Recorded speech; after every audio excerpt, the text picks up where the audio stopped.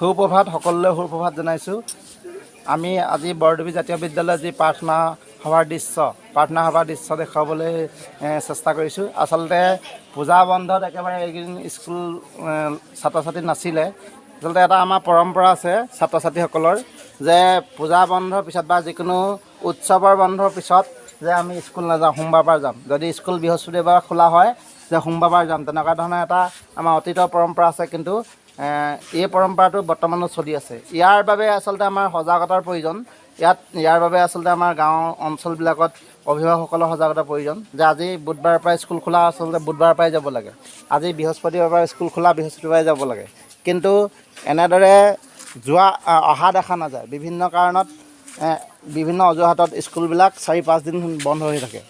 আমি আচলতে এই যি পৰম্পৰা বুলি কৈছোঁ, আমি এই পৰম্পৰাবিলাক উঠাব হ'ল। আমি সময়ৰ কাম সময়মতে কৰিবলগীয়া হ'ল, দৰকাৰ। আজি প্ৰাৰ্থনা সভাৰ আমি এটা বিষয়ৰ ওপৰত আমি বক্তব্য ৰাখিবলৈ অনুৰোধ জনাম যে ছাত্ৰৰ কৰ্তব্য যি বিষয়, সেই বিষয়টোৰ ওপৰত বক্তব্য দাঙি ধৰিবৰ বাবে আমি বাস্তৱ বৰা আৰু নিৰঞ্জন গগৈক আমি আহিবলৈ জনোৱা হৈছে। নৱম মান শ্ৰেণী বাস্তৱ বৰা আৰু নিৰঞ্জন গগৈ। ছাত্ৰৰ কৰ্তব্য, আচলতে আমাৰ ছাত্ৰৰ কৰ্তব্য কি হ'ব লাগে। আচলতে ছাত্ৰৰ কৰ্তব্য কেনেদৰে হ'ব লাগে, অকল অধ্যয়নতে ছাত্ৰসকল আমি জড়িত হৈ থাকিব নালাগে। তাৰ ওপৰত আমি বক্তব্য ৰাখিবলৈ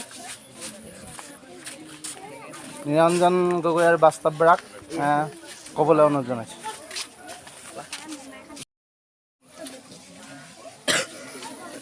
নমস্কাৰ, মোৰ নাম শ্ৰী বাস্তৱ বৰা, মই নৱম শ্ৰেণীৰ ছাত্ৰ। আজি প্ৰাৰ্থসভাত নিৰ্বাচন কৰি দিয়া বিষয়টো হৈছে ছাত্ৰৰ কৰ্তব্য। এই বিষয়টো অতিকে উল্লেখনীয় আৰু গুৰুত্বপূৰ্ণ। বৰ্তমান আমাৰ দাদা বাইদেউসকলৰ লগতে ভণ্টি ভাইটিসকল আমি সকলোৱে বৰ্তমান অৱস্থাত ছাত্ৰ অৱস্থাত আছোঁ। আৰু সেয়ে আমি বৰ্তমান ছাত্ৰৰ হিচাপে যি কৰ্তব্য পালন কৰিব লাগে, সেই কৰ্তব্যবোৰ আমি সকলোৱে নিয়াৰিকৈ পালন কৰিবলৈ যত্ন কৰিব লাগে।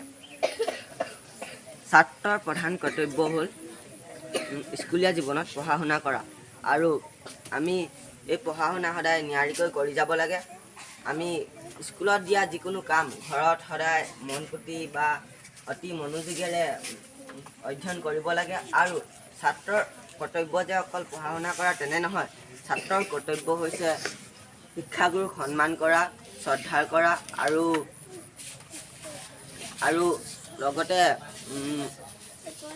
লগতে আমাৰ বিদ্যালয়খন পৰিষ্কাৰ পৰিচ্ছন্ন কৰি ৰখা। আমি আজিকালি বৰ্তমান দেখা যায় যে বহুতো ছাত্ৰ ছাত্ৰীসকলে শিক্ষাগুৰুক সন্মান কৰা দেখা পোৱা নাযায়। কিন্তু এনে নহয়। আচলতে যিজন শিক্ষাগুৰুৱে আমাক জ্ঞানৰ বাট দেখুৱাই আমাক ভৱিষ্যত উজ্জ্বল কৰিবলৈ যত্ন কৰে, সেইজন শিক্ষকে যদি আমি সন্মান নকৰোঁ, তেনেহ'লে এইটো আমাৰ এটা অতি দুখনীয় কাম হ'ব। আমি এনে কৰিলে হয়তো শিক্ষাগুৰুৱে মনত বহুতো কষ্ট পাব পাৰে। সেইকাৰণে আমি শিক্ষাগুৰুক প্ৰথমতে সন্মান আৰু শ্ৰদ্ধা কৰিবলৈ সকলোৱে লাগে। আৰু ছাত্ৰৰ কৰ্তব্য অকল শিক্ষাগুৰুক সন্মান কৰা বা পঢ়া শুনা কৰা তেনে নহয়। ছাত্ৰৰ কৰ্তব্য মা দেউতাক সন্মান আৰু মা দেউতাৰ প্ৰতি যি দায়িত্ব সেয়া পালন কৰা উচিত। ছাত্ৰৰ অৱস্থাত আমি মা দেউতাক অকল যে সন্মান বা যি দায়িত্ব সেয়া পালন কৰিবলগীয়া তেনে নহয়। আমি মা দেউতাক আচলতে ডাঙৰ হ'লেও বা সৰু হৈ থাকিলেও মা দেউতাক শুশ্ৰূষা কৰিব লাগে।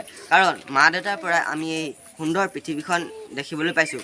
যিজন মা দেউতাই আমাক সৰুৰে পৰা তুলি তালি ডাঙৰ দীঘল কৰিছে, সেই মা দেউতাক আমি মনত কেতিয়াও আঘাত দিব নালাগে। ইয়াৰ উপৰিও ছাত্ৰৰ কৰ্তব্য আৰু বহুতো আছে। মই ইয়াকে কৈ বক্তব্য সামৰণি মাৰিছোঁ।